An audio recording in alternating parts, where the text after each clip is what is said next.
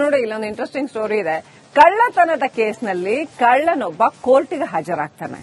ಕೋರ್ಟ್ಗೆ ಹಾಜರಾಗಿ ವಿಚಾರಣೆ ನಡೆಯುತ್ತೆ. ವಿಚಾರಣೆ ನಡೆದಾದ್ಮೇಲೆ ವಿಚಾರಣೆ ಬಳಿಕ ಮತ್ತೆ ಕೋರ್ಟ್ ಹಿಂಭಾಗದಲ್ಲಿ ಕಳ್ಳತನ ಮಾಡ್ತಾನೆ.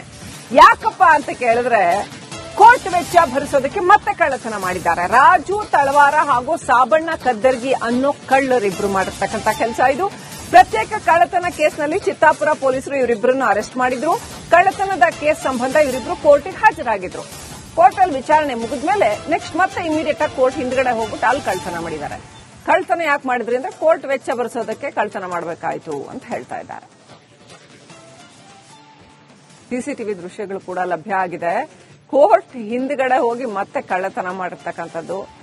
ಕಳ್ಳರು ಇವ್ರನ್ನ ಪೊಲೀಸರು ಹಿಡಿದು ಕೇಸ್ ಹಾಕಿ ಕೋರ್ಟ್ಗೆ ಪ್ರೊಡ್ಯೂಸ್ ಮಾಡಿ ಆ ನಂತರದಲ್ಲಿ ಮತ್ತೆ ಅಲ್ಲಿಂದ ವಿಚಾರಣೆ ಮುಗಿದ ಮೇಲೆ ಕೋರ್ಟ್ ಹಿಂದ್ಗಡೆ ಹೋಗಿ ಮತ್ತೆ ಕಳ್ಳತನ ಮಾಡಿದ್ದಾರೆ. ಅದು ದೃಶ್ಯ ಸಿಸಿಟಿವಿಯಲ್ಲಿ ಸರಿಯಾಗಿದೆ. ಇನ್ನಷ್ಟು ಅಪ್ಡೇಟ್ ಪಡ್ಕೊಳ್ಳೋಣ. ಕಲಬುರಗಿ ಪ್ರತಿನಿಧಿ ಓಂ ಪ್ರಕಾಶ್ ಮುನ್ನೂರ್ ಫೋನ್ ಕನೆಕ್ಟ್ ಆಗಿದ್ದಾರೆ. ಓಂ ಪ್ರಕಾಶ್, ಆರೋಪಿಗಳನ್ನ ಈಗ ಮತ್ತೆ ವಿಚಾರಣೆಗೊಳಪಡಿಸಿದಾರಾ, ಅರೆಸ್ಟ್ ಮಾಡಿದಾರಾ, ಏನ್ ಕತೆ, ಏನ್ ಪ್ರಕರಣ ಇದು?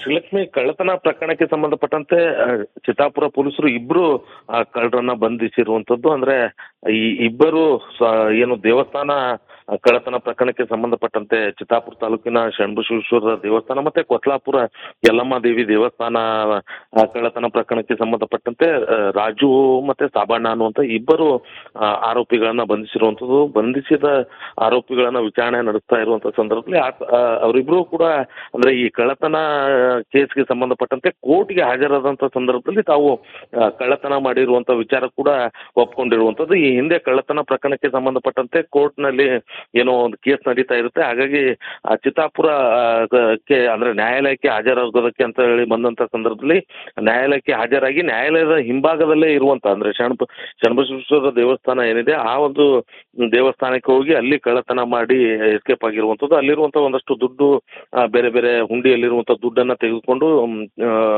ಆಭರಣಗಳನ್ನ ತೆಗೆದುಕೊಂಡು ಹೋಗಿ ಎಸ್ಕೇಪ್ ಆಗಿರುವಂತದ್ದು. ಆದ್ರೆ ಇವರು ಕಳ್ಳತನ ಮಾಡ್ತಾ ಇರುವಂತದ್ದು ಬಹಳ ಪ್ರಮುಖವಾಗಿ ಅಂದ್ರೆ ಈ ಕೋರ್ಟ್ ಕಲಾಪಗಳ ಖರ್ಚು ವೆಚ್ಚಗಳನ್ನ ನಿಭಾಯಿಸೋದಕ್ಕೆ ಅಂತೇಳಿ ಕಳ್ಳತನ ಮಾಡೋದಕ್ಕೆ ಮುಂದಾಗಿರುವಂತ ವಿಚಾರ ಕೂಡ ಇದೀಗ ತನಿಖೆ ವೇಳೆಯಲ್ಲಿ ಬಯಲಾಗಿರುವಂತದ್ದು. ಮತ್ತೊಂದ್ ಕಡೆ ಬಹಳ ಪ್ರಮುಖವಾಗಿ ಇವರು ದೇವಸ್ಥಾನಗಳನ್ನೇ ಟಾರ್ಗೆಟ್ ಮಾಡಿಕೊಂಡು ದೇವಸ್ಥಾನಗಳನ್ನೇ ಕಳ್ಳತನ ಮಾಡ್ಕೊಂಡು ಹೋಗ್ತಾ ಇರುವಂತ ವಿಚಾರ ಕೂಡ ಗೊತ್ತಾಗಿರುವಂತದ್ದು. ಈ ಹಿಂದೆ ಕೂಡ 4-5 ದೇವಸ್ಥಾನಗಳನ್ನ ಕೂಡ ಕಳ್ಳತನ ಮಾಡಿರುವಂತದ್ದು. ಆ ದೇವಸ್ಥಾನಗಳ ಕಳ್ಳತನ ಪ್ರಕರಣಕ್ಕೆ ಸಂಬಂಧಪಟ್ಟಂತೆ ನ್ಯಾಯಾಲಯಕ್ಕೆ ಹೋಗಿ ಬಂದು ಅಂದ್ರೆ ಆ ಒಂದು ಪ್ರೊಸೀಜರ್ ಅನ್ನ ಮಾಡ್ತಾ ಇರ್ತಾರೆ.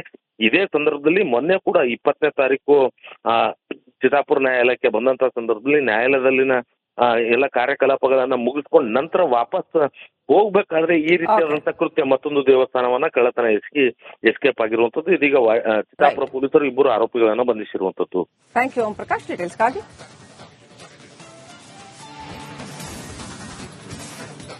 ನೋಡಿ, ಇಲ್ಲೊಂದು ಇಂಟ್ರೆಸ್ಟಿಂಗ್ ಸ್ಟೋರಿ ಇದೆ. ಕಳ್ಳತನದ ಕೇಸ್ನಲ್ಲಿ ಕಳ್ಳನೊಬ್ಬ ಕೋರ್ಟ್ಗೆ ಹಾಜರಾಗ್ತಾನೆ. ಕೋರ್ಟ್ಗೆ ಹಾಜರಾಗಿ ವಿಚಾರಣೆ ನಡೆಯುತ್ತೆ. ವಿಚಾರಣೆ ನಡೆದಾದ್ಮೇಲೆ ವಿಚಾರಣೆ ಬಳಿಕ ಮತ್ತೆ ಕೋರ್ಟ್ ಹಿಂಭಾಗದಲ್ಲಿ ಕಳ್ಳತನ ಮಾಡ್ತಾನೆ.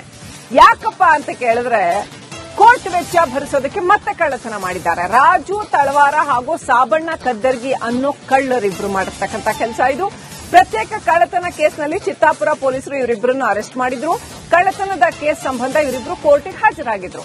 ಕೋರ್ಟ್ ಅಲ್ಲಿ ವಿಚಾರಣೆ ಮುಗಿದ್ಮೇಲೆ ನೆಕ್ಸ್ಟ್ ಮತ್ತೆ ಇಮಿಡಿಯೇಟ್ ಆಗಿ ಕೋರ್ಟ್ ಹಿಂದ್ಗಡೆ ಹೋಗ್ಬಿಟ್ಟು ಅಲ್ಲಿ ಕಳ್ಳತನ ಮಾಡಿದ್ದಾರೆ. ಕಳ್ಳತನ ಯಾಕೆ ಮಾಡಿದ್ರಿ ಅಂದ್ರೆ ಕೋರ್ಟ್ ವೆಚ್ಚ ಭರಿಸೋದಕ್ಕೆ ಕಳ್ಳತನ ಮಾಡಬೇಕಾಯ್ತು ಅಂತ ಹೇಳ್ತಾ ಇದ್ದಾರೆ. ಸಿಸಿಟಿವಿ ದೃಶ್ಯಗಳು ಕೂಡ ಲಭ್ಯ ಆಗಿದೆ. ಕೋರ್ಟ್ ಹಿಂದ್ಗಡೆ ಹೋಗಿ ಮತ್ತೆ ಕಳ್ಳತನ ಮಾಡಿರ್ತಕ್ಕಂಥದ್ದು. ಕಳ್ಳರು ಇವ್ರನ್ನ ಪೊಲೀಸರು ಹಿಡಿದು ಕೇಸ್ ಹಾಕಿ ಕೋರ್ಟ್ಗೆ ಪ್ರೊಡ್ಯೂಸ್ ಮಾಡಿ ಆ ನಂತರದಲ್ಲಿ ಮತ್ತೆ ಅಲ್ಲಿಂದ ವಿಚಾರಣೆ ಮುಗಿದ ಮೇಲೆ ಕೋರ್ಟ್ ಹಿಂದ್ಗಡೆ ಹೋಗಿ ಮತ್ತೆ ಕಳ್ಳತನ ಮಾಡಿದ್ದಾರೆ. ಅದು ದೃಶ್ಯ ಸಿಸಿಟಿವಿಯಲ್ಲಿ ಸರಿಯಾಗಿದೆ. ಇನ್ನಷ್ಟು ಅಪ್ಡೇಟ್ ಪಡ್ಕೊಳ್ಳೋಣ. ಕಲಬುರಗಿ ಪ್ರತಿನಿಧಿ ಓಂ ಪ್ರಕಾಶ್ ಮುನ್ನೂರ್ ಫೋನ್ ಕನೆಕ್ಟ್ ಆಗಿದ್ದಾರೆ. ಓಂ ಪ್ರಕಾಶ್, ಆರೋಪಿಗಳನ್ನ ಈಗ ಮತ್ತೆ ವಿಚಾರಣೆಗೊಳಪಡಿಸಿದಾರಾ, ಅರೆಸ್ಟ್ ಮಾಡಿದಾರಾ, ಏನ್ ಕತೆ, ಏನ್ ಪ್ರಕರಣ ಇದು? ಶ್ರೀಲಕ್ಷ್ಮಿ, ಕಳ್ಳತನ ಪ್ರಕರಣಕ್ಕೆ ಸಂಬಂಧಪಟ್ಟಂತೆ ಚಿತ್ತಾಪುರ ಪೊಲೀಸರು ಇಬ್ರು ಕಳ್ಳರನ್ನ ಬಂಧಿಸಿರುವಂತದ್ದು. ಅಂದ್ರೆ ಈ ಇಬ್ಬರು ಏನು ದೇವಸ್ಥಾನ ಕಳ್ಳತನ ಪ್ರಕರಣಕ್ಕೆ ಸಂಬಂಧಪಟ್ಟಂತೆ ಚಿತ್ತಾಪುರ ತಾಲೂಕಿನ ಶರಣಬಸವೇಶ್ವರ ದೇವಸ್ಥಾನ ಮತ್ತೆ ಕೊತ್ಲಾಪುರ ಯಲ್ಲಮ್ಮ ದೇವಿ ದೇವಸ್ಥಾನ ಕಳ್ಳತನ ಪ್ರಕರಣಕ್ಕೆ ಸಂಬಂಧಪಟ್ಟಂತೆ ರಾಜು ಮತ್ತೆ ಸಾಬಣ್ಣ ಅನ್ನುವಂತ ಇಬ್ಬರು ಆರೋಪಿಗಳನ್ನ ಬಂಧಿಸಿರುವಂತದ್ದು. ಬಂಧಿಸಿದ ಆರೋಪಿಗಳನ್ನ ವಿಚಾರಣೆ ನಡೆಸ್ತಾ ಇರುವಂತ ಸಂದರ್ಭದಲ್ಲಿ ಅವರಿಬ್ರು ಕೂಡ ಅಂದ್ರೆ ಈ ಕಳ್ಳತನ ಕೇಸ್ಗೆ ಸಂಬಂಧಪಟ್ಟಂತೆ ಕೋರ್ಟ್ಗೆ ಹಾಜರಾದಂತ ಸಂದರ್ಭದಲ್ಲಿ ತಾವು ಕಳ್ಳತನ ಮಾಡಿರುವಂತ ವಿಚಾರ ಕೂಡ ಒಪ್ಕೊಂಡಿರುವಂತದ್ದು. ಈ ಹಿಂದೆ ಕಳ್ಳತನ ಪ್ರಕರಣಕ್ಕೆ ಸಂಬಂಧಪಟ್ಟಂತೆ ಕೋರ್ಟ್ ನಲ್ಲಿ ಏನೋ ಒಂದು ಕೇಸ್ ನಡೀತಾ ಇರುತ್ತೆ. ಹಾಗಾಗಿ ಚಿತ್ತಾಪುರ ಅಂದ್ರೆ ನ್ಯಾಯಾಲಯಕ್ಕೆ ಹಾಜರಾಗೋದಕ್ಕೆ ಅಂತ ಹೇಳಿ ಬಂದಂತ ಸಂದರ್ಭದಲ್ಲಿ ನ್ಯಾಯಾಲಯಕ್ಕೆ ಹಾಜರಾಗಿ ನ್ಯಾಯಾಲಯದ ಹಿಂಭಾಗದಲ್ಲೇ ಇರುವಂತ ಅಂದ್ರೆ ಶರಣಬಸವೇಶ್ವರ ದೇವಸ್ಥಾನ ಏನಿದೆ ಆ ಒಂದು ದೇವಸ್ಥಾನಕ್ಕೆ ಹೋಗಿ ಅಲ್ಲಿ ಕಳ್ಳತನ ಮಾಡಿ ಎಸ್ಕೇಪ್ ಆಗಿರುವಂತದ್ದು. ಅಲ್ಲಿರುವಂತ ಒಂದಷ್ಟು ದುಡ್ಡು ಬೇರೆ ಬೇರೆ ಹುಂಡಿಯಲ್ಲಿರುವಂತ ದುಡ್ಡನ್ನ ತೆಗೆದುಕೊಂಡು ಆಭರಣಗಳನ್ನ ತೆಗೆದುಕೊಂಡು ಹೋಗಿ ಎಸ್ಕೇಪ್ ಆಗಿರುವಂತದ್ದು. ಆದ್ರೆ ಇವರು ಕಳ್ಳತನ ಮಾಡ್ತಾ ಇರುವಂತದ್ದು ಬಹಳ ಪ್ರಮುಖವಾಗಿ ಅಂದ್ರೆ ಈ ಕೋರ್ಟ್ ಕಲಾಪಗಳ ಖರ್ಚು ವೆಚ್ಚಗಳನ್ನ ನಿಭಾಯಿಸೋದಕ್ಕೆ ಅಂತೇಳಿ ಕಳ್ಳತನ ಮಾಡೋದಕ್ಕೆ ಮುಂದಾಗಿರುವಂತ ವಿಚಾರ ಕೂಡ ಇದೀಗ ತನಿಖೆ ವೇಳೆಯಲ್ಲಿ ಬಯಲಾಗಿರುವಂತದ್ದು. ಮತ್ತೊಂದ್ ಕಡೆ ಬಹಳ ಪ್ರಮುಖವಾಗಿ ಇವರು ದೇವಸ್ಥಾನಗಳನ್ನೇ ಟಾರ್ಗೆಟ್ ಮಾಡಿಕೊಂಡು ದೇವಸ್ಥಾನಗಳನ್ನೇ ಕಳ್ಳತನ ಮಾಡ್ಕೊಂಡು ಹೋಗ್ತಾ ಇರುವಂತ ವಿಚಾರ ಕೂಡ ಗೊತ್ತಾಗಿರುವಂತದ್ದು. ಈ ಹಿಂದೆ ಕೂಡ 4-5 ದೇವಸ್ಥಾನಗಳನ್ನ ಕೂಡ ಕಳ್ಳತನ ಮಾಡಿರುವಂತದ್ದು. ಆ ದೇವಸ್ಥಾನಗಳ ಕಳ್ಳತನ ಪ್ರಕರಣಕ್ಕೆ ಸಂಬಂಧಪಟ್ಟಂತೆ ಆ ನ್ಯಾಯಾಲಯಕ್ಕೆ ಹೋಗಿ ಬಂದು ಅಂದ್ರೆ ಆ ಒಂದು ಪ್ರೊಸೀಜರ್ ಅನ್ನ ಮಾಡ್ತಾ ಇರ್ತಾರೆ. ಇದೇ ಸಂದರ್ಭದಲ್ಲಿ ಮೊನ್ನೆ ಕೂಡ 20ನೇ ತಾರೀಕು ಚಿತ್ತಾಪುರ ನ್ಯಾಯಾಲಯಕ್ಕೆ ಬಂದಂತ ಸಂದರ್ಭದಲ್ಲಿ ನ್ಯಾಯಾಲಯದಲ್ಲಿನ ಎಲ್ಲ ಕಾರ್ಯಕಲಾಪಗಳನ್ನ ಮುಗಿಸ್ಕೊಂಡು ನಂತರ ವಾಪಸ್ ಹೋಗ್ಬೇಕಾದ್ರೆ ಈ ರೀತಿಯಾದಂತ ಕೃತ್ಯ ಮತ್ತೊಂದು ದೇವಸ್ಥಾನವನ್ನ ಕಳ್ಳತನ ಎಸ್ಕೇಪ್ ಆಗಿರುವಂತದ್ದು. ಇದೀಗ ಚಿತ್ತಾಪುರ ಪೊಲೀಸರು ಇಬ್ಬರು ಆರೋಪಿಗಳನ್ನ ಬಂಧಿಸಿರುವಂತದ್ದು. Thank you Om Prakash. ಡೀಟೇಲ್ಸ್ಗಾಗಿ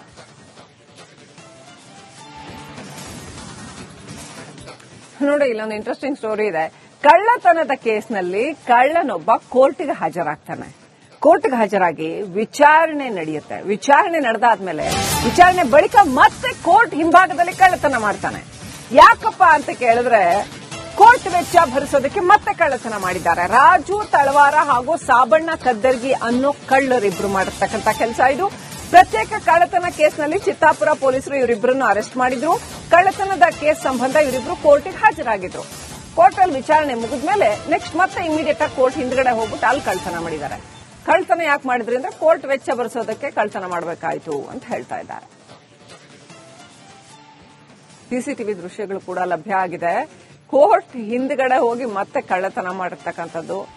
ಕಳ್ಳರು ಇವ್ರನ್ನ ಪೊಲೀಸರು ಹಿಡಿದು ಕೇಸ್ ಹಾಕಿ ಕೋರ್ಟ್ಗೆ ಪ್ರೊಡ್ಯೂಸ್ ಮಾಡಿ ಆ ನಂತರದಲ್ಲಿ ಮತ್ತೆ ಅಲ್ಲಿಂದ ವಿಚಾರಣೆ ಮುಗಿದ ಮೇಲೆ ಕೋರ್ಟ್ ಹಿಂದ್ಗಡೆ ಹೋಗಿ ಮತ್ತೆ ಕಳ್ಳತನ ಮಾಡಿದ್ದಾರೆ. ಅದು ದೃಶ್ಯ ಸಿಸಿಟಿವಿಯಲ್ಲಿ ಸರಿಯಾಗಿದೆ. ಇನ್ನಷ್ಟು ಅಪ್ಡೇಟ್ ಪಡ್ಕೊಳ್ಳೋಣ. ಕಲಬುರಗಿ ಪ್ರತಿನಿಧಿ ಓಂ ಪ್ರಕಾಶ್ ಮುನ್ನೂರ್ ಫೋನ್ ಕನೆಕ್ಟ್ ಆಗಿದ್ದಾರೆ. ಓಂ ಪ್ರಕಾಶ್, ಆರೋಪಿಗಳನ್ನ ಈಗ ಮತ್ತೆ ವಿಚಾರಣೆಗೊಳಪಡಿಸಿದಾರಾ, ಅರೆಸ್ಟ್ ಮಾಡಿದಾರಾ, ಏನ್ ಕತೆ, ಏನ್ ಪ್ರಕರಣ ಇದು? ಶ್ರೀಲಕ್ಷ್ಮಿ, ಕಳ್ಳತನ ಪ್ರಕರಣಕ್ಕೆ ಸಂಬಂಧಪಟ್ಟಂತೆ ಚಿತ್ತಾಪುರ ಪೊಲೀಸರು ಇಬ್ರು ಕಳ್ಳರನ್ನ ಬಂಧಿಸಿರುವಂತದ್ದು. ಅಂದ್ರೆ ಈ ಇಬ್ಬರು ಏನು ದೇವಸ್ಥಾನ ಕಳ್ಳತನ ಪ್ರಕರಣಕ್ಕೆ ಸಂಬಂಧಪಟ್ಟಂತೆ ಚಿತ್ತಾಪುರ ತಾಲೂಕಿನ ಶರಣಬಸವೇಶ್ವರ ದೇವಸ್ಥಾನ ಮತ್ತೆ